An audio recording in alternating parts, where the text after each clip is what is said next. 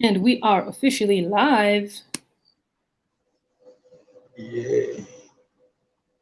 So I actually want to share your link onto my page and encourage everyone to do the same so we can get as many viewers as we possibly can for this conversation.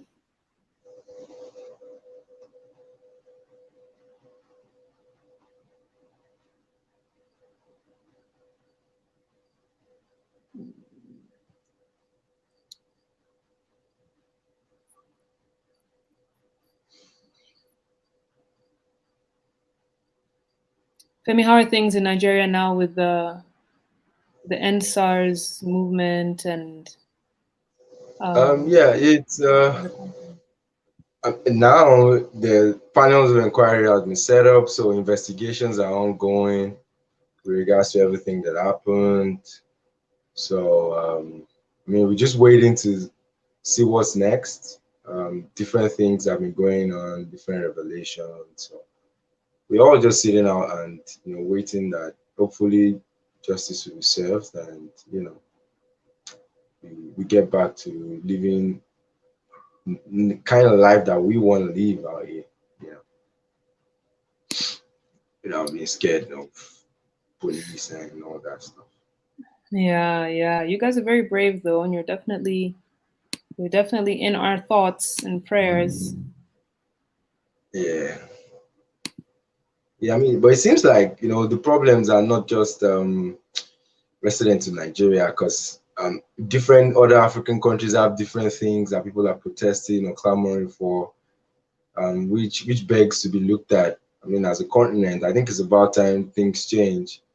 Particularly looking at the fact that um, the age bracket, I mean, look at our population. The youth dominates this continent. I think that's why it's a very interesting place for investors, particularly sports, because if we're talking to the upward of 60% of the population is under 35, then we need to start doing things to encourage the youth to get involved in many things, not just technology, education, sports as well, which I think has come of age, and about time we begin to, make direct investments to getting things professional. Our football league, our basketball leagues, our pro national team programs, and that should be the most important things now for any serious government on the continent right now, really.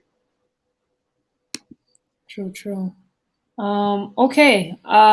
We are 5 minutes past 9:30 my time, so I think we're going to go ahead and get started. Mohammed, I see you right on time. Good to have you, Wilson and Shepherd's son. Welcome to all of you. We'll get started, and the rest of our listeners and viewers can catch up. Is that okay with you, Femi? Yeah, that's good. Let's go on. 5 minutes is good enough time, to Okay. let the late birds come through, and every other person will join us All as right. the show. Sounds good. So, good evening, everyone, and welcome to the second edition of the African Basketball Digital Conference. This is a forum where we have constructive basketball conversations with informed stakeholders as we look into the latest and most pertinent issues influencing the growth of basketball in Africa. In layman's terms, we're talking about big stakeholders in basketball in Africa talking about hoops in the continent. We've got a great lineup of panelists to help us dive into today's discussion, but first I'd like to invite our convener Femi Adefeso to introduce our keynote speaker and our theme for the evening. Thank you very much, Silali. It's a very beautiful evening. I'm in Lagos, Nigeria. Silali is out there in Kenya. I want to say a very big thank you to everyone who's joined us, to all our panelists and every other person. It's the second edition of the Africa Basketball Conversation. And like I said the first time, and I keep saying, it's just a conversation of people who love the game of basketball and who want to see it grow, people who have been a part of the system one way or the other. You don't necessarily have to be being a coach or a player. If you've contributed to the game, then you have a stake and you have a voice, and it's an opportunity for you to speak and be a part of it. So we'll be opening the doors for questions. later on. So if you have questions, please put them up. We'll be doing well to gather all of them and see if we could ask our panelists before we run through. The theme of this year's conversation, or this edition of the conversation, beg your pardon, is coaching in Africa, the challenges and the future. And this topic is very peculiar, and it comes straight to me because there seems to be a lot of emphasis on talent development, scouting on the continent, national team programs, but there's very little attention paid to the people who train these coaches, who train these players, the coaches. I mean, Giants of Africa, for example, does a tremendous job every other summer going across various African countries, trying to help kids develop. They pick just 50 of the best. I think they later gravitated towards 100, and they help these kids. But a question arose one of the days when I went to a ballpark in Lagos, where a kid who recently just learned something from one of the coaches, I think it was Coach Mike Akubo in Lagos, and he got to his training court or his playground, and the coach thought what he was doing was incomprehensible to him. And so that skill that he took from that camp, obviously he couldn't improve upon. And I'm wondering, how do we maintain growth in players if they get just these camps one off every other summer and there's no continuity? And I felt, look, it's about time we begin to look into ways to help coaches get those necessary tools and see how they can be better, so that these kids can also be better. Because I mean, if a developmental coach forms a kid based on talent, he himself determines the trajectory of that talent, if not properly taught or if properly taught, as the case is. So today we'll be having a host of coaches who have worked on the continent at various levels, at various capacities, and we just want to hear from them what their experiences have been like working in Africa at those levels, from the professional to the grassroots, and just look for ways at which we can provide solutions and look at things that we could do to ensure that we are harnessing all the talents that we have, both home and abroad. So it's my pleasure to welcome our keynote speaker today. We call him the godfather of basketball, not just in Nigeria, but in Africa. I mean, he's been here for over 50 years in Africa. One of the Peace Corps came all the way from the United States. If you see him, you'll probably pass him for, you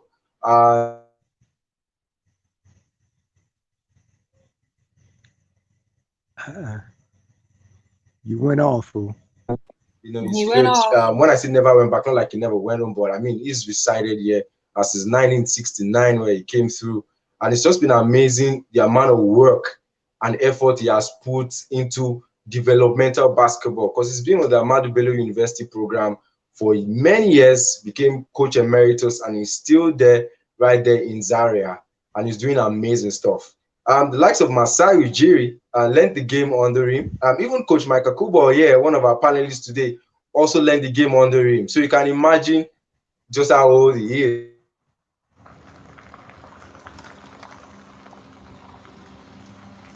I hope this comfort zone and has been here and has seen the whole thing. So without further ado, I'll be welcoming Coach Oliver B. Johnson. And he says the B is Babatunde by Nigerian terms. I'm Yoruba, so I'll take that as a good name. But we call him Coach OBJ. Coach OBJ, you're welcome to the Africa Basketball Conversation. We're glad to have you. And I'm sure you want to drop some wisdom right on our laps today, with so much that you have in store for us. Well, peace, everybody. I'm right here in Zaria, where I've been for the last 42 years. I'm outside of my house because I get a better connection here. I call myself somewhat of a fruit tree farmer. So when I'm not dealing with the players, I go and get some peace by talking to my fruit trees. But in the meantime, let me start by giving thanks to the Almighty God for making it possible for me to be with you today. I've just celebrated 80 years. and I still can play the game. I make sure that on my birthday, I always go out and try to play a little bit with these youth that are trying to see how they can make a life for themselves in the game. Now, getting close right to your question and your observation, I like to really deal with stats. You know, when youth come around, the first thing I want to know is, what does he want to do? Where does he want to go other than to America? And if he wants to go to America, how is it best for him to go? And obviously, he's going to need some skills. So wherever I find him, that's there where we start the game of basketball. If he wants to just come out and start cold turkey, then I don't encourage him to go to the 3-point line or the free throw line. I first ask him to try to make some layups with his right and left hand so that he can be ambidextrous when he can start to score. But then so many of our other coaches, they are interested in dribbling. They are interested in the guy shooting from a long distance. And so they get them on the wrong track. But then when I bring them in, I use stats because immediately I want them to compete a little bit. And if they want to do it on a half court where we learned it, we learned basketball. I played basketball in the U.S. for almost 8 years on a half court. We only looked at the full court when we were, trying to make a team. But the skills are learned on a half court. And let me go with another stat. I decided that I was going to check in Nigeria. We got 36 local governments 36 states in this nation. In those 30, and the FCT, in those 36 states and the FCT, we have 774 local governments.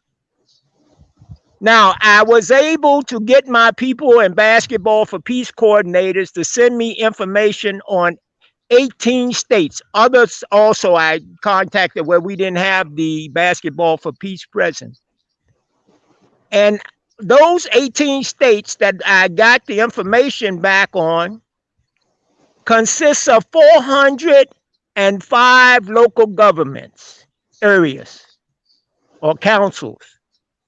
And you know how many functioning basketball courts, half court and full court? 100. Actually, it was 98.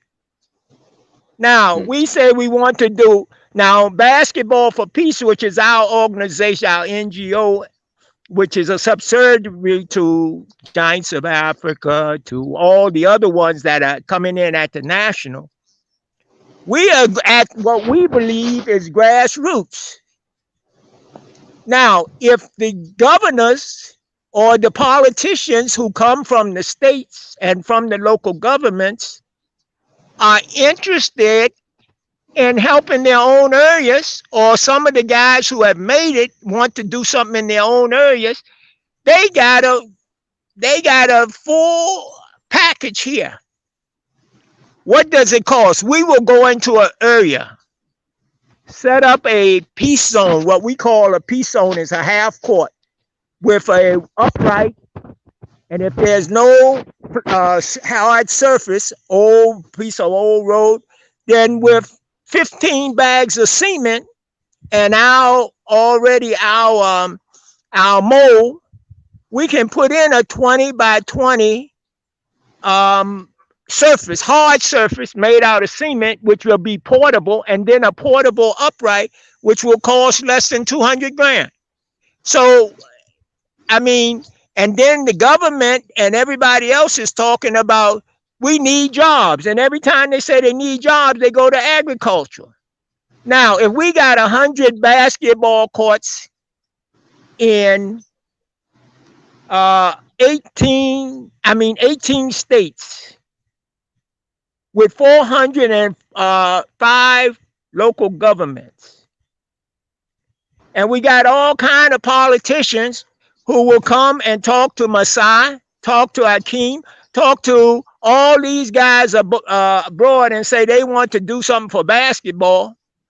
And yet they come from local governments and they neglect their own government. Their own local government. People say they want to give back. They can't come back here and start at the national level. They have to. Why don't they go to their own village? They can call on us.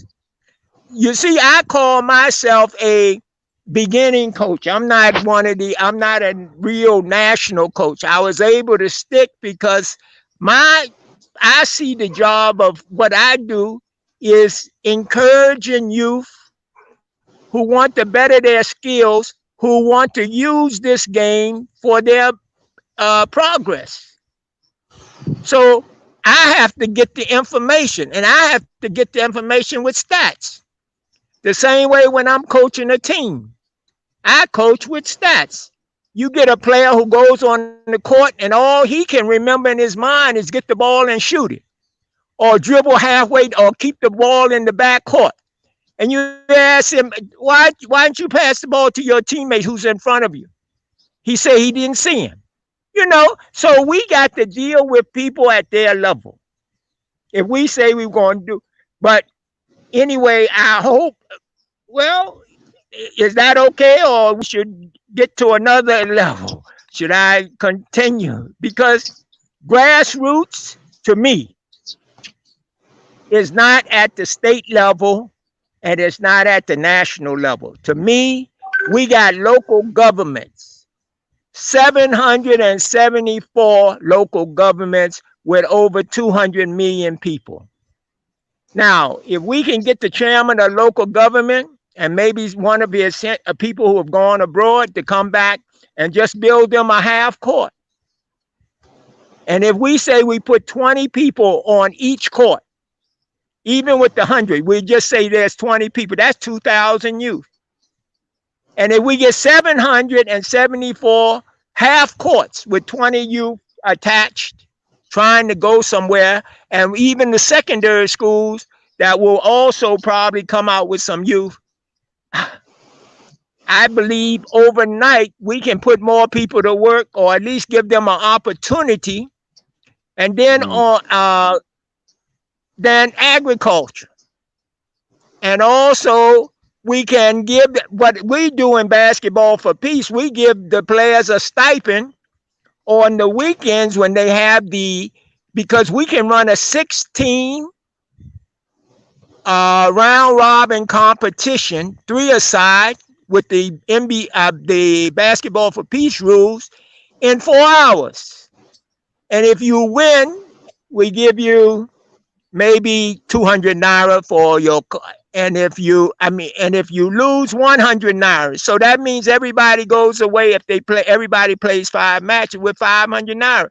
Or if you say it's too small, which a lot of the people, the administrators will talk to me about, that's too small. I said, okay, how much have you put up? That's less than 50,000 naira. And 50,000 naira, how much is that in currency? You see?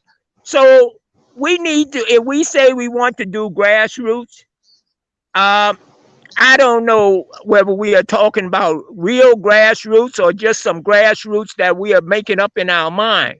It's like the masses. Everybody is part of the masses. So I don't know. Coach, you're right on it. I mean, with everything you've mentioned, especially with being really for the grassroots, starts very important to to player development, which will be the real keys to helping kids develop and evaluating them. And you're very right. I must say a big thank you to you because of time, which we're trying to manage. Would have loved to ask a few more questions, but I want to say thank you again. Would definitely do something with you, especially on the Peace basketball program that your Africa for Peace basketball program that you have and what you're doing in Kaduna, and elaborate more on that on the African basketball conversation. Most definitely, I want to thank you for your time today. Coach OBJ. Okay, thank you. Yes, sir. On that note, I would be welcoming back our moderator, Silale Shani. She's somewhere, and we'll get through to our panelists. So we've been able to get a host of guys today. I'm sure a lot of you have seen the flyers, and we what we did was we decided to pick 2 tiers of coaches. Those who have worked on the professional level, the national teams, the club sides, and then those who actually work in the developmental level, grassroots, and all that. And Silali will be doing all the introductions, and she'll be going through with some of the questions, and of course, I'll be chipping in from time to time when necessary. So you guys have fun. Remember to take notes, and please send in your questions if you have any for any of our panelists so we can get them across. Bye.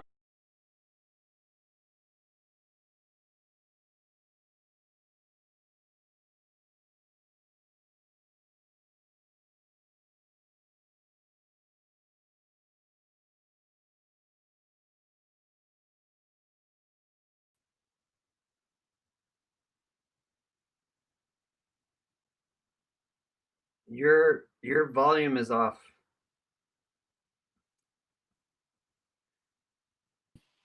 Are you able to hear me now? Yeah, your microphone, I think, was turned off. Maybe. Oh, it's turned off. All right. Thank you. Thank you for noticing that.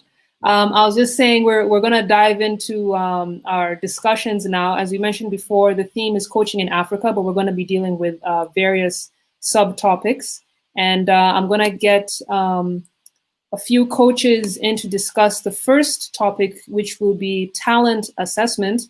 I'm just going to do a brief introduction of everyone you see on your screens. We have Coach Will Voigt, who's the current head coach of Angola, coached in Germany last season, if I'm not mistaken. And I understand that you were the video operator with the Spurs in the NBA. So that's some great information there. I'm also joined by Coach Liz Mills, all the way from Australia. She has a master's in education, majoring in coach, has coached with various African teams, Zambia, Rwanda, Cameroon, and has also wrote coaching curriculums in Zambia, as well as working with that national team. And I'm also joined by Coach Sam Vincent. Coach Vincent has had long-term experience coaching in Africa. He's won AfroBasket 2 times with Nigeria. He's coached the Nigeria men's national team and the women's national team. Welcome, gentlemen and lady. Thanks, Silali.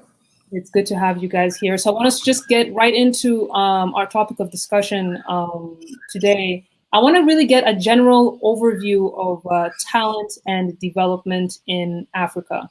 Now, I'd like to start with you, Coach Vincent. You know, you spent quite a bit of time here in Africa. Would you agree that Africa is the new frontier of talent for scouts? We have a lot of scouts who are coming onto the continent after realizing the, people like Joel Embiid, Giannis. Is Africa the new frontier of talent? Thanks, Salela. It's a pleasure to be on the show. Thanks for the opportunity to join the panel. I think we have just some incredible coaches that are committed to developing players in Africa, and not only developing players, but developing coaches as well. So surely I think the continent is going to continue to grow. When you ask if it's one of the new frontiers, I'll respond to that by saying I think for some time, even if you look back to, Hakeem Olajuwon and some of the, past greats that have come from Africa, I think Africa has been producing quality basketball talent for a long time. I think because the focus around developing grassroots coaches continues to improve, that talent base is growing and getting more and more recognition all the time. But in terms of its ability to be one of the leaders moving forward in the future, I think it clearly does, just purely because of the population size. I mean, there's so many kids that want to play the sport. They're motivated. They're eager. And I believe as the coaching levels continue to increase, then there's going to be more and more talented players coming from the continent. So I'm excited about the opportunity that I had to start there in South Africa. Spent time in Cape Town and Johannesburg, and then moved into opportunities in Nigeria with the national team, and spent some time in Senegal. And I can honestly say from my earlier experiences being there that the game has continued to grow. And I think it's in real good hands with some of the coaches that are there now, and really committed to helping see the young guys grow and continue to be better players. Right, right. Now, I think what's interesting about all three of you is you have coached African teams, but neither of you are African. And I'm very curious to know, one, what brings you to Africa to coach these national teams or these local teams? And two, what is the disparity in talent between, let's say, diaspora-based players and locally based players? Let's start with you, Coach Liz. I think for me personally, one of the reasons I coach in Africa is I originally volunteered back in 2008 in a program in Zambia and fell in love with the people, the culture, and the place. And that was really, for me, the big reason why I keep coming back. It's not necessarily just basketball, it's the people, it's being welcomed with open arms, especially by men's teams. And like Coach Sam just said, the talent is crazy. So I actually don't understand why more coaches don't want to be on the continent. I think really your question regarding diaspora talent, that's really more a Nigerian issue. Every other national team realistically has talent that has been produced in country. I think really when it comes to Nigerian basketball, the issue starts with federation and being able to develop local talent. It's hard when you don't have a league. We can all agree that if you don't have a domestic league, which they haven't for the last 2 years, how can you develop local talent? And it actually starts even before that. It's developing local coaches who can identify and build that local talent. Right, right. And now, Coach Wood, I did make a mistake. Femi corrected me. I understand that you won the AfroBasket with the Nigeria's national team. Is that correct? We did in 2015, yes. In 2015. And Femi told me that you actually made the entire team learn the words of the national anthem, including the technical staff. Like the whole squad had to learn it. Well, there's your example, right? Yeah, that is true. No, that's great. No, I'm curious to know what you've seen. Coach Liz has mentioned the situation in Nigeria. The disparity between diaspora players who you've worked with a lot, but you've also been in Nigeria and you've seen the local talent there. Where do you think the disconnect is, and how can the local talent levels be raised to the levels that are more at a professional standard? Well, I think Liz touched on a lot of the issues. Nigeria is, I think, unique to the continent. It's the most populous country on the continent. So obviously, that leads to, some of this diaspora you're talking about. But, also, I think there's a big difference between the English-speaking countries on the continent. Just realistically, it's a battle that I've been fighting with Angola. There are more opportunities for those kids to leave because English is their native language than some of the other kids, and certainly any of the countries where Portuguese is their native language, it becomes even more challenging. So, I think as you look at it as a whole, I really agree with Liz's point. I think it starts with your domestic pro league. I think local players have to see something realistically that they can aspire to. Mm-hmm. And that's helped us tremendously in Angola. We have a long tradition of a strong pro league. One of our club teams, Primeira de Agosto, for all the listeners, is probably the most decorated club in all of Africa. So certainly our younger players have a history that they can look to and aspire to as they come up. And then when you compare that to Nigeria, I agree with what Liz is saying. Like the domestic league there has really not existed for the last 2 years, and even prior to that, there've been all kinds of issues, competing factions, trying to develop something that's consistent and stable there. And I think that's where we're also hopeful that the BAL can come in and fill some of that vacuum.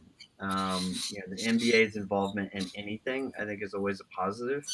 But to have a league on the continent that now everyone can look to, I think will be a great motivator for some of these young kids to hopefully, stay and develop. And then lastly, what OBJ talked about, I think probably is the biggest issue. So the reality is that a lot of these kids have to leave the continent to be afforded the resources necessary to develop, and things like you said, such as courts and basketballs and basketball shoes and so many things we take for granted outside of the continent are not readily available to a lot of kids. So whether it's Nigeria or wherever, if this kid is presented an opportunity and that opportunity means leaving, they're going to jump all over it. And I think, the hope is that one day that's not the case, right? That the things that they need, they can get right there at home, coaching, a court, and whatever, just the bare minimum of equipment to develop. Yeah. And you touched, sorry, go ahead, Coach. I was just going to jump on what Coach Will was saying. I actually think more cooperation between federations and countries in Africa, what we see in Asia and European federations, is a lot of working partnerships. I think look at what Angola has done in Zone 6 in particular. They've reached out to a lot of countries like Namibia, Zambia, Botswana, etc. We look at Tunisia and Egypt, who have long histories of developing great domestic leagues. Why can't we see more federations in Africa working together to build each other up when we are only as strong as our weakest link in Africa? So if we can push the bottom up, it can only develop the talent further. Yes, I do agree. And all of you guys have kind of mentioned the importance of the grassroots development and the challenges there. So I would like to bring in some coaches who are doing quite a bit in that area. We have Mike Akubo. Let me get him on here. And Coach Abel Nsong.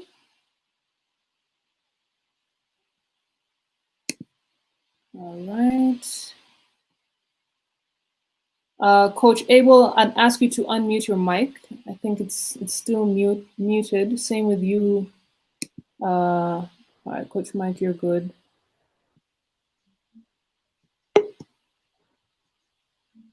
You're still muted, Coach Abel. But Coach Abel is a talent scout for the Toronto Raptors. And Coach Akubo is the West Africa coordinator for Giants of Africa. Welcome, gentlemen. Thank you. I hope you can hear me. Oh, hello. Can you hear me now? Yes, I do. I can hear you a little bit better. I'd like to get your views about what we've discussed. We've been talking about the professional talent, and now I want to talk about more of the grassroots talent. And both of you have been grassroots development coaches. What do you look for when identifying talent in remote areas of Africa, especially considering the challenges that those areas deal with, things like access to balls, access to decent courts? We can start with you, Coach Abel. Well, thank you very much, first of all, for having me here, and the show has been lovely so far. Coach Abel, we can't hear you very well. I say thank you very much for having me on the show. Can you hear me better now? It's a bit better. I think my microphone is kind of faulty, so apologies to everybody. I'll try and speak a bit louder and clearly. So, in my opinion, the first thing you look at, because of what you said, all the problems you said, is like your motor skills, ability to run, move, that natural agility. Because now you're talking about a young, rural athlete that you're identifying who hasn't had enough practice time, hasn't had enough time with the basketball, because some areas like have like one basketball and not a real hoop, and the floor is not really adapted to dribbling. So you first look at their motor skills. Okay, Silali. So you look at, apart from the size, it's can they move? Can they catch? Those two things at least are key in the beginning. And of course their height. Because if whenever you go deep down into a country, you're looking for the taller players, Anything above 6'3", 6'4" is a good start, right? So that's really I'll call it disadvantage that we have in Africa, because since we don't have enough skill development in those areas, we can only go for the taller players. And yet, Kyrie Irving, Iverson, and the rest are not 6'7", but they can still play basketball and they reach the NBA, but we don't have that opportunity. So for me, that's where I start. So I don't know if Mike has a different opinion, but that's where I would start whenever I go into a remote area to look for players. I mean, I would like to hear from you, Mike. Is there anything else that you can add to that in terms of looking for talent in the more remote areas of Africa? Okay, thank you for having me on this program. Basically, it's the same thing that Abel has said. When looking for talent in the remote areas of Africa, the first thing is you are looking for physical attributes. Players who are athletic, players who are big, tall, and strong, which is very natural with African players. Unfortunately, our players in Africa don't get to start playing until they are much older, most times in their at the earliest. And usually you find players starting to play basketball just because someone tells them, oh, you are tall, why don't you play basketball? And that's when they jump in and start playing. And by then, they are way back in terms of their skill development. And then on top of that, because we don't have enough facilities and equipment, and even the personnel to train these players, it becomes even harder. Okay, all right. I want to bring in Coach Hervé Bassog, who's the country coordinator for Giants of Africa in Cameroon, because I feel like he'd also have some good insights here. Now, we've discussed what you look for in terms of identifying grassroots talent, and we've discussed a few of the challenges in terms of lack of infrastructure. So that being said, just how much really can a local coach do with that kind of raw talent? You don't have enough balls, you don't have a good court. What can they do to develop that player to a certain point where they can be noticed at a higher level? Coach Bassog.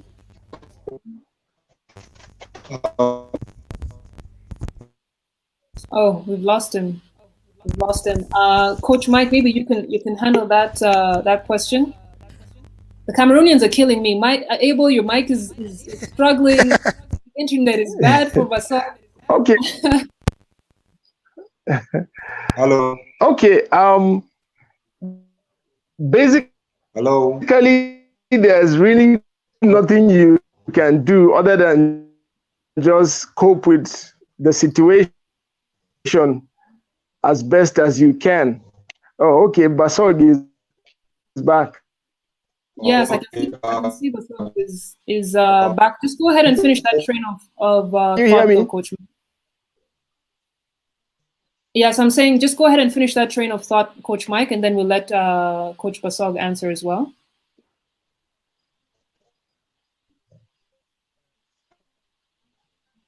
Okay, so as I was saying, it's really a very tough situation with coaches at the grassroots in Africa, because you have so many things to contend with, especially with the fact that, our educational curriculum doesn't integrate sports like it should. That even makes it more difficult, because our players and our young the young kids, they spend more time in school than they do at home during the course of the year. And if we have sports as an integral part of their educational system, it makes it easier for them to play and even makes it easier for the coaches. Okay, Coach Abel, is anything you can add to that? Yes, indeed.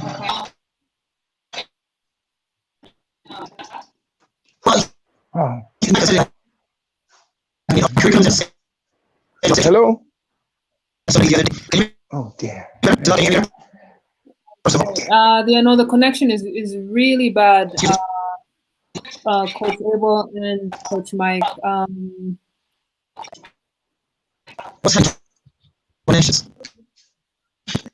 Yeah, I can't hear you at all, actually. So I think I will have to cut off this section, unfortunately. Maybe you can just see if you can work on the mic or on the connection, and then we can revisit this once again.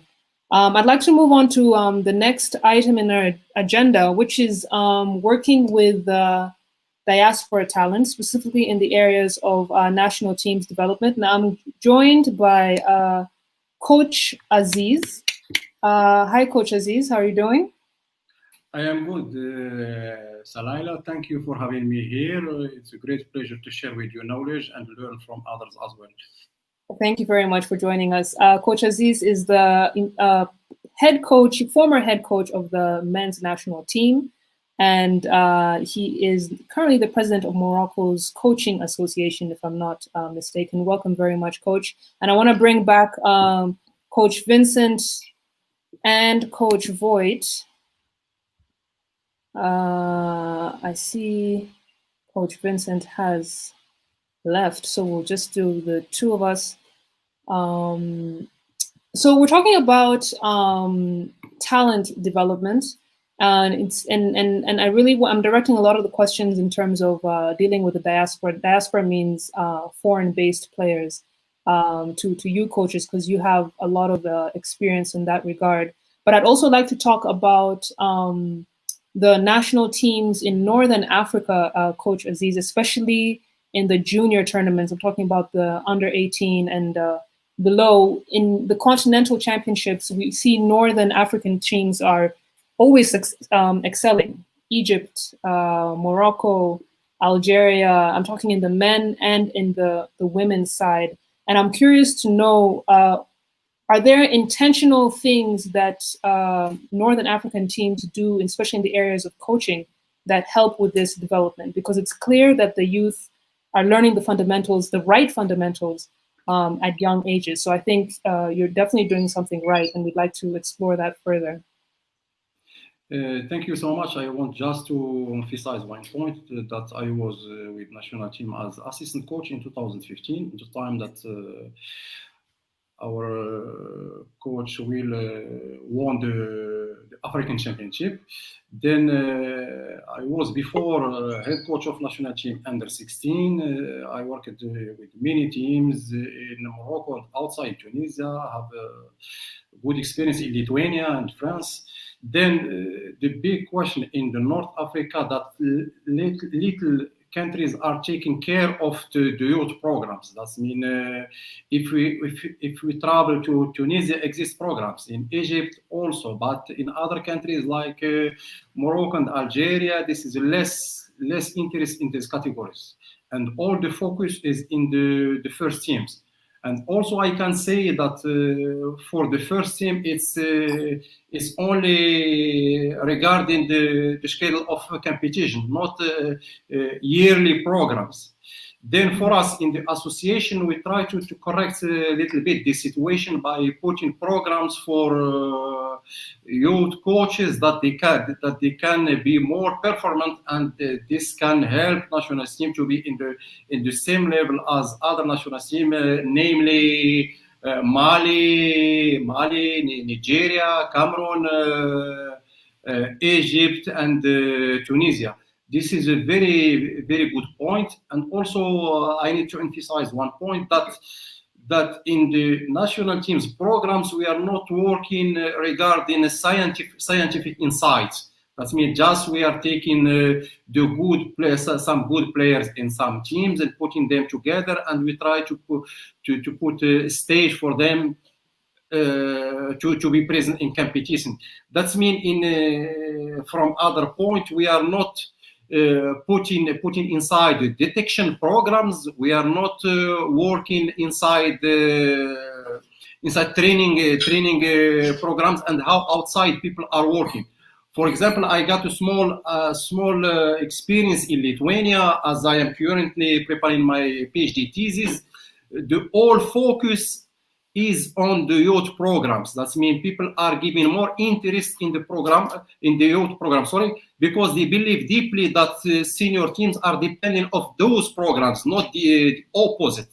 Unfortunately, in North Africa countries and couple of countries, people are working only in the first team because it's the mirror of the federation. We are not building as it should be from the bottom of the system till the senior team. This is a big problem. We try across our association to put more emphasis in those points by putting programs for under 11, under 13, under 14. That can our coaches improve and rise their knowledge. That we think can modestly help these young players grow up and be in the same level as leading teams through the African country. Okay. I mean, it's clear that it really does begin with the youth. And Coach Voigt, being an American, you know how important AAU and summer camps and high school leagues are in terms of feeding into universities and feeding into professional teams. How has, or rather, what are the challenges for you? What are the challenges been for you working in the Nigerian and Angolan national teams in terms of making sure they understand certain systems that, let's say, maybe high school kids are taught in the States? Did you find it difficult in terms of where to begin with the national teams, or were you able to just coach the same way you would coach, say, the U.S. national team? Well, I mean, I think Coach Aziz has done a nice job of kind of laying out the differences and the challenges that we face on the continent versus especially Europe. Having coached in Europe, the national team models are similar to the club teams as well. Everything is from the bottom up, and it's a feeder system, and the development of youth is understood. And that's been a challenge at both Nigeria and Angola. In particular, when I took over Angola, I think that was a glaring weakness. They had a group of players who had tremendous success and had really no succession plan in place, as these guys were getting to retirement age. So, even the thought of pulling up young players to the men's team was something that they hadn't considered. How would you transition away from that group? Simply, if you're good enough to be on the men's team, then you are, and not like, well, maybe he's not good enough right now, but what's he going to be like in 4 years? So even just getting that and that vision was a change. The other example I can give, we have a group of younger guys who I still, am very excited about, but, Bruno Fernando ended up being the first Angolan drafted in the NBA, plays for the Atlanta Hawks. Silvia de Sousa, is also on that team. A lot of these guys were in the U.S. playing a high level at the NCAAs. They all played on an under 17 national team for Angola and did great. We didn't send an under 19 team, right? And that would have been their group, so here you've identified, a young group of talent that could be sort of this next wave of success for Angola. And we couldn't even get the federation to organize them enough even just to play, to Coach Aziz's point, even just to play in the major tournaments, let alone what we would really love to see, which is, continuous development, continuous camps, which is what the European teams are doing. And that's the challenge that we face. You can see it in the organization of play. Coach Aziz mentioned Lithuania. I think it's a great example. Lithuania is a country of, I believe, 5 million people, maybe 6 million people, yet consistently can compete with the best in the world. And it's because they have a very regimented development system. And I think if we can get that and implement that with the numbers that we have and the athletes that we have, it would be a huge boost to what we're trying to do on a global scene. Right. And now this conversation is also taking place because I'd like us to kind of come up with solutions. And what I'm getting from both of you is that the talent is there in Africa, but we lack the organization. We lack the support from various federations to organize that talent in such a way that there are good feeder programs into our professional leagues or into our senior national teams. Is that correct? I think it's a very good point, because as we agree together that if you want to build for the future, start from now. That's mean in the present. The present is in the young players. Detection, I can give you some numbers. In some leagues, federation put a program of detection of 2,000 players to get 30 good players. That means they are building from a huge sample that they can get a good player for the future. Now it's not about the federation, but it's about convictions. If we are convinced, if you are convinced enough that the detection process is a good way and a good pathway for the future, we have to put all the effort and the investment on it. Programs exist. We need only to adjust them regarding the countries, their resource, and so on. But still, Africa is a huge floor for detection, as players show the good skills in physically speaking. Maybe the big difference, and Coach Will can agree with me, the difference now is more in the decision process regarding games, learning. That is about more drilling, and now not only the problem is around the detection, but about learning the game. Now in the modern training, we are more working in the base drill situation. We are no more working on isolated drills. That means some drills who are too near or similar to situation that a player can face inside the game. This is to close the gap between practice and the training. This is what is the big lack on African players. They are skilled enough, they got the will to play, but they need to learn how to play. We are very pleased to see a young player like Luka Doncic, who is playing now in the NBA.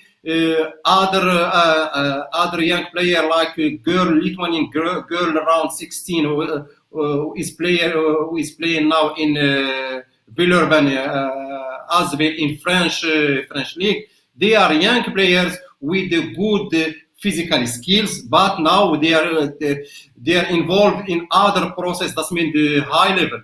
Then for me, the conclusion is very simple. We need to put programs of detection and reinforce behind with coaches' education. We need coaches who can push these players that they can grow up physically and think about the game. Now you can be strong enough, but if you don't have this capability to learn the game and take the good decision in a fraction of second, it will be very, very easy to play in the high level. We show all that the basketball is going too fast. The defenses are getting more aggressive. If we can't adjust and align ourselves to this process, will be very, very difficult to compete in high level.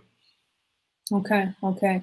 Now I do want to shift gears a little bit here, as we're losing time a little bit, but I want to have Coach Liz back here for this particular conversation, and Coach Mike Akubo, who I'm hoping his internet connection has improved. If it hasn't, unfortunately, we'd have to take him off. But I'd like to talk about the importance of getting a good coach's education. You have a lot of situations where people will go and get the FIBA 1 coaching certificate, and or the first level of the FIBA coaching certificate, and they think that's it. They're coaches. They're well on their way. They can coach any team, regardless of any level. If it's kids, if it's adults, as in that's it. So I actually want to get an idea from all of you, what criteria makes a good coach? And I'd like to start with you, Coach Liz. Oh, tough question. I think it's a balance between experience and qualifications. Australia was the pioneer in coach development back in the 90s, and this system was adopted by a lot of European countries and even further developed and improved by them. And I think fundamentally in Africa, before we even get to FIBA qualifications, I think there needs to be curriculums developed by federations. I think, like you said, a lot of the time we get people who do FIBA level 0 or level 1 and they're like, oh, I'm a coach. But coaching is about continuous development, be that through official channels like FIBA, or, you know, attending, especially in a system like America, and Coach Will can speak more about this, attending workshops, seminars, doing courses online. I think continuous development is crucial to becoming a great coach.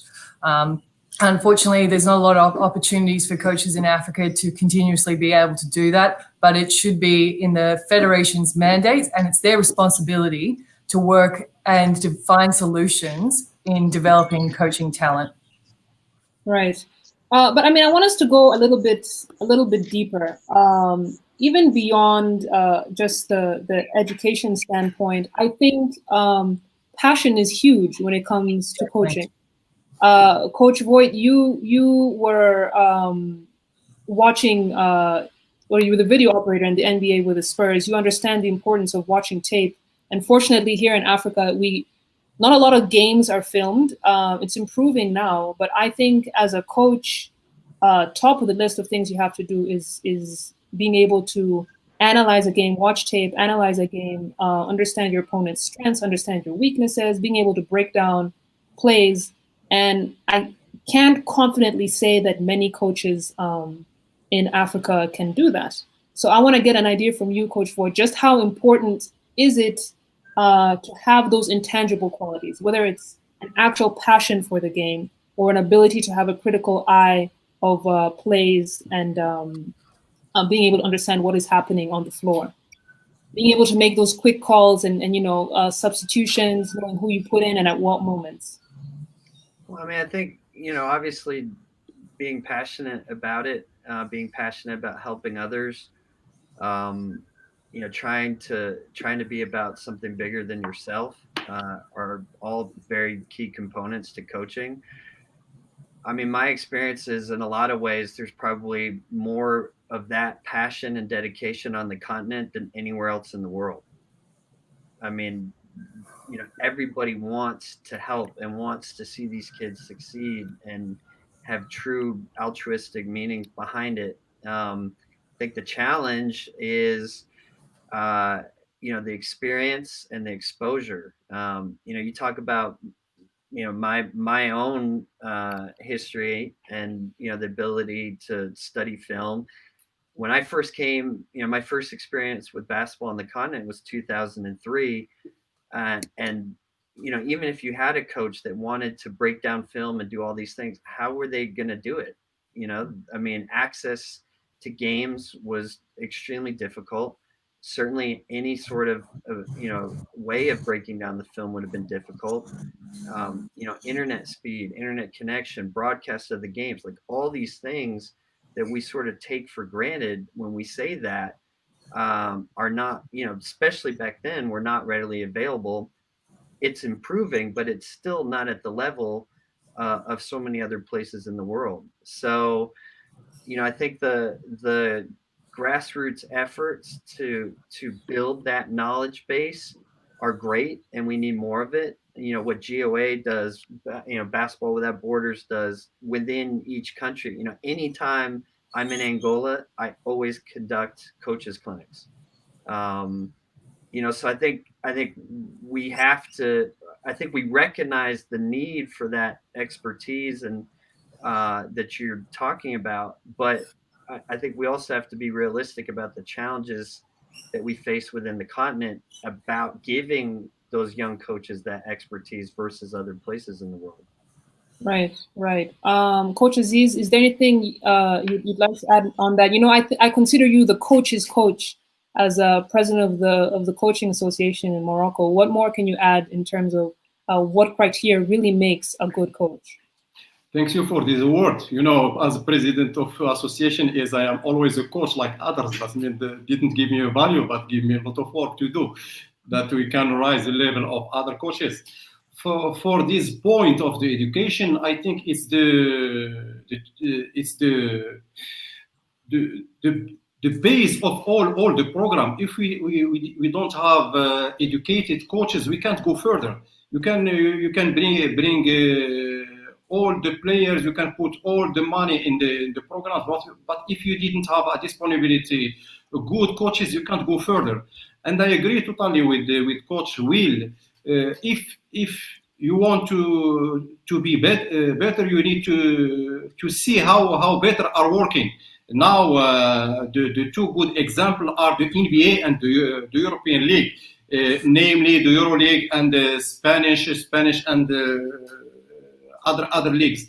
Then, if you want to work, we need to put programs. I saw 4 levels. Exist the beginner, exist the intermediate, and exist the confirmed coaches. And for every level exists the content that those coaches need to learn to be at the best. Here, for instance, the two coaches who played the final of the NBA was before a video coordinator. I spoke about Frank Vogel and Eric. They was before a video coordinator with the Heat and the Lakers, and they jump stage by stage to be as first coach. This is a good example of a process. Then if you want our coaches to be competitive, such a great one, we need to put them in the right process. They start they need to start from the bottom before getting to the high level. The pathway is clear, scientifically worked and scientifically structured. We need only to have this will to put these programs and put the right person that can teach those coaches the good skills to transfer to their players. Here, I think we need to move as soon as possible to these scientific programs to be in the same line as high level countries. Why? Because basketball is going faster, and if you don't have this capability to learn the game and transfer this content to your player during the drill, you are wasting time. Then it's only a small effort of putting the right program in the right place, and you will get your soldier to go to the war. That's it. Nothing magical. Okay, I think that's our quote for the night. Nothing magical. So this is definitely something that can be attainable for all the coaches who I hope are, or aspiring coaches who I hope are listening in right now. So I'd like to take this conversation into another direction at this juncture. Unfortunately, there are some people who I wanted to be a part of this conversation but can't because of poor connections. So I think I will stick with the three of you who are on here, and maybe let me try and see if I can get Coach Basog on here. Coach Basog, can you hear me? I can hear you. Thank you. I'm here. All right, great to have you. Now, I'd like to talk a little bit about our final topic for the evening, as we have about 10 minutes left here. And this is something that can be a bit sensitive, but something that we definitely need to talk about in this forum, and that is gender and the inclusion of women coaches. Now, I think Coach Liz Mills is a name that is very well known across the continent, because she's one of the few accomplished coaches, and just in general female coaches. But I'm not going to ask her to speak on behalf of all female coaches across the continent. But that aside, I would like to know, Liz, how you've established yourself as a coach on the continent, having coached with top national teams, coming from Australia, being able to write the coaching curriculums in Zambia. Like, you walked into doors that are not easy to get into, not just for women, but for anyone in general. So I'd really like to know how you've been established, you established that rapport as a reputable coach on the continent. Well, I have to give a shout out to Zambia, where I first started coaching in Africa. I was welcomed with open arms and embraced by the players and basketball community there. I think I've been really lucky with the teams I've worked with: Cameroon, Rwanda, even guest coaching in Namibia, South Africa, and Kenya. And I think I've been welcomed because I have shown, regardless of my gender, that I can coach, and I'm not judged based on being a female coach. People have seen my commitment to African basketball. I've worked at the club level, I've worked at university level and at the national level. They see my commitment in promoting the sport, promoting specific African players through my advanced stats. I've been lucky to consult with teams in Uganda, Tunisia, Morocco. So I think since 2011, people have seen the work I put in and the commitment I have to basketball in Africa. I'm not like a lot of foreign coaches who just come in for national events or NBA events. They understand that I'm here for the long haul, and that's why I've been embraced. Okay, all right, that's great. Coach Basog, I think you are one of the few coaches who have actually coached a female team. And I'm curious to know what kind of dynamic does having a female coach brings to a particular team, especially with women's teams.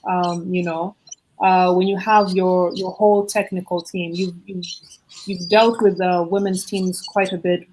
How important is it to have that kind of representation, especially when you're coaching women's teams?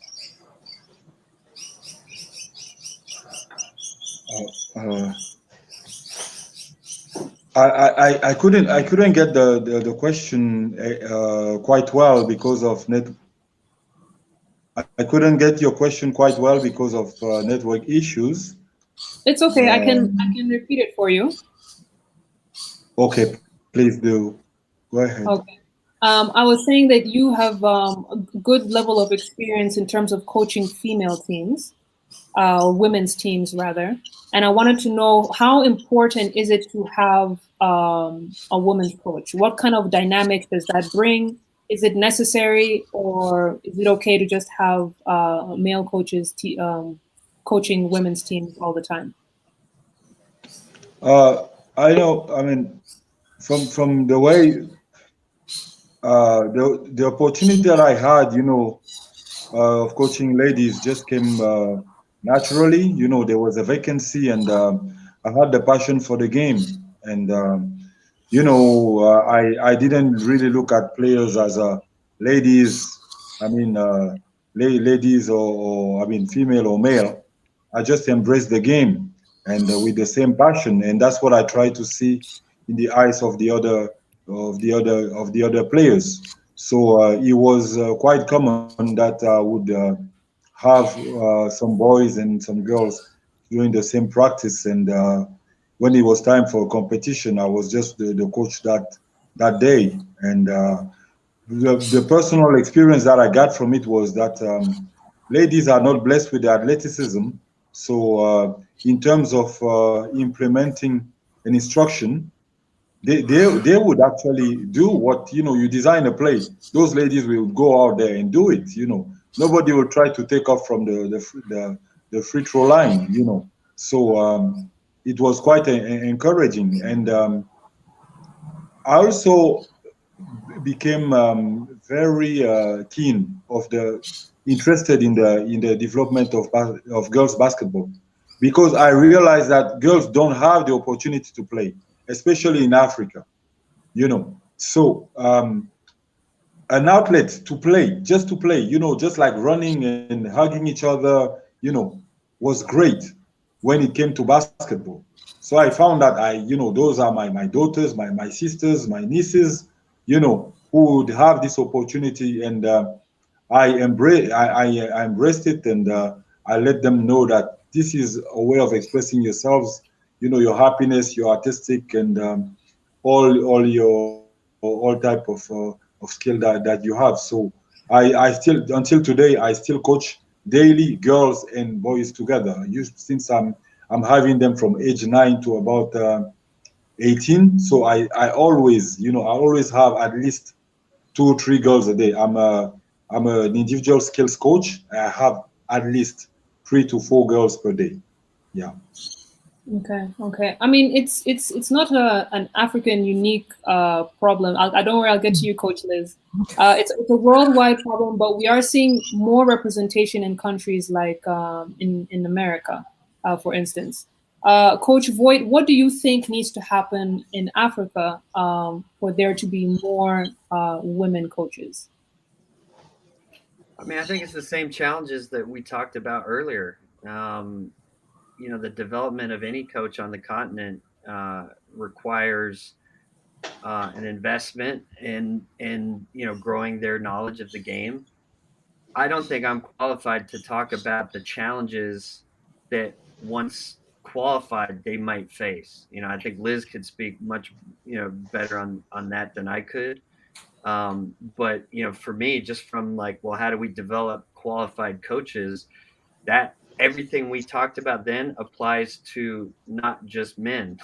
This applies to anyone that wants to coach. So all the things I said then, it would be great. Any female coach that wants to develop should be afforded the same access as any male coach on the continent that wants to develop. 100%. Coach Liz, I know you had something to add to that. I think we can't underestimate how critical it is for girls and young women to see strong, intelligent, successful women succeeding in sport. I mean, how do we expect young girls to dream of doing great things if they don't have visible role models? So we need our young girls to see women in these coaching roles, working in federations and being part of executive teams in major basketball institutions like FIBA and the NBA. I think it's also critical for boys to see women can achieve whatever they set their minds to and understand that men can value and accept being coached by women. I think at the end of the day, it's the responsibility of every basketball federation, not just in Africa, because this is a global issue, to implement strategies that encourage and engage women to take up coaching and provide them with opportunities to coach. So targets need to be set and announced, and so that are transparent and continuously evaluated. I also think that it's the responsibility of male coaches in particular to assist with this process. It's not enough for women to climb up the ladder of equality. Men have to reach down and help pull us up. Men have to be allies. So I'm challenging all the coaches on this panel to do their part in identifying and mentoring young female coaches and playing a role in helping to bridge this gender gap that we have in coaching. Oh, very well said, Coach Liz, very well said. And in a proactive way, Coach Aziz, how can male coaches join in the effort in making sure there's more gender equity and more female representation amongst the coaching or coaches across Africa? from my side, I saw this issue from 2 points. The first point is the social representation. That means we are not in such level that we consider that female coaches are able to do the job. I am speaking in African countries. For example, in other countries, for instance, in NBA, we start to deal with female coaches as head coaches for senior men. That means between the two countries is more about the social representation. It's not about other points. This is the first. The second one is more about the strategy, and I agree here with Coach Liz. Federation need to put programs that mean at least conversion programs. That mean once players finish their career with national teams and federation, thanks to their technical direction, they saw in some players that they can be future coaches. They must invest on them. That means in education, sending them in high level federation for some clinics periods to observe how high level teams are working. I think basically it's not a big issue, but it's more about the conviction and the vision. If we saw that in the future, female basketball need to be coaches by a female, we will put our hand in this field. This is not so big, but basically we need to go across a little bit about the social representation that in somehow block this process of putting female as coaches for female, to not say for men for now. It's generally about the willingness of the responsible to push in this field, and I think it's not really easy because now the programs are here. The internet is helping people to self-education. We need only to go in this pathway. Okay, all right. Well, thank you so much, everyone. I am really happy with responses. Unfortunately, our time is up, so I will be taking you out and bringing back our convener, Mr. Femi.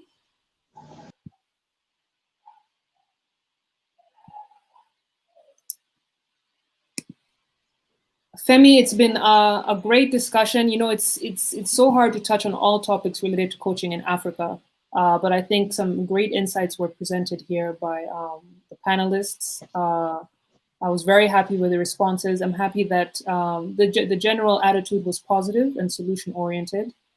I really hope that the people who can actually make decisions on the ground were tuned in, you know, management, federation officials.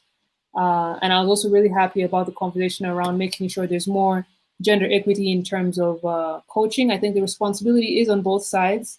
Women need to, who are aspiring coaches, need to really step into those roles and show that desire and intentionally step into those positions. But we also need a helping hand from the people who are in power, other male coaches who can make those decisions or can allow women to also become coaches.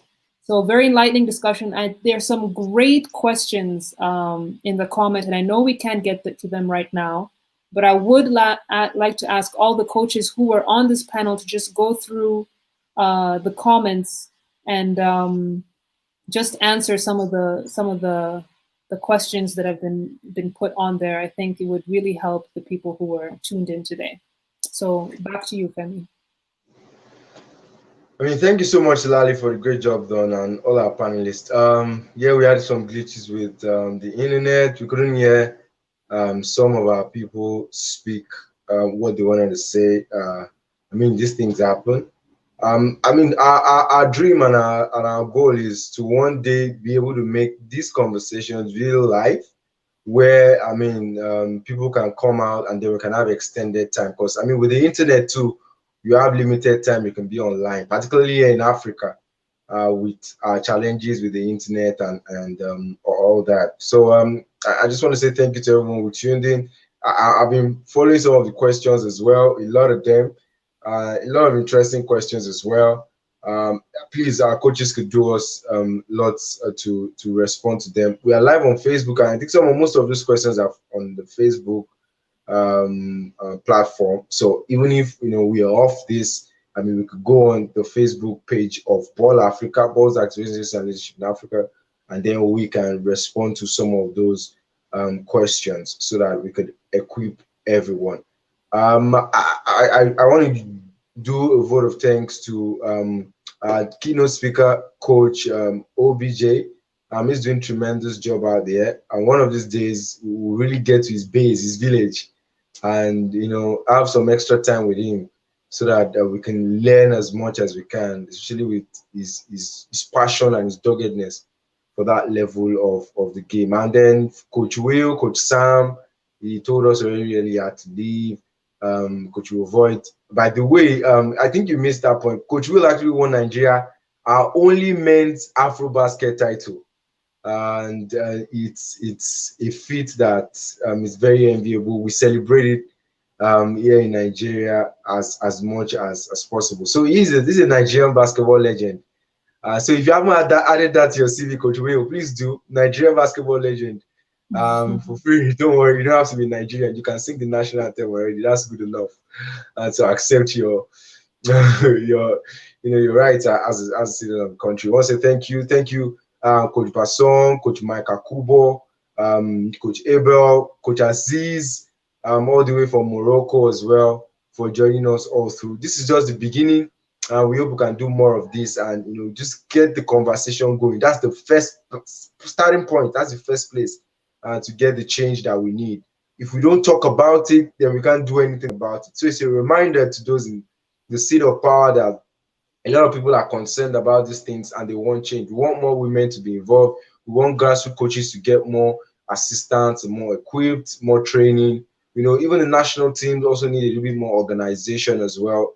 So they need more support, and we hope they'll be getting it so that we can see more of these talents from grassroots graduate to the national team, and that would create a cycle or a chain of production for the best talents in the continent. The time for Africa is now. We're excited about everything coming in from the BAL, to the NBA Africa, to the FIBA championships and all of that. So thank you very much for coming through. Really appreciate. This is the end for this year.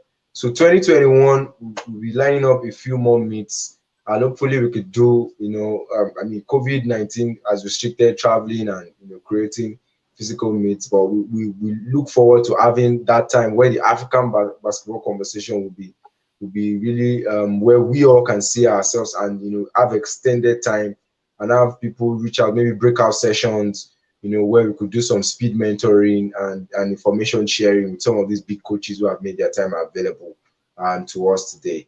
Silari, thank you for the great job. You did very well, Miss Moderator.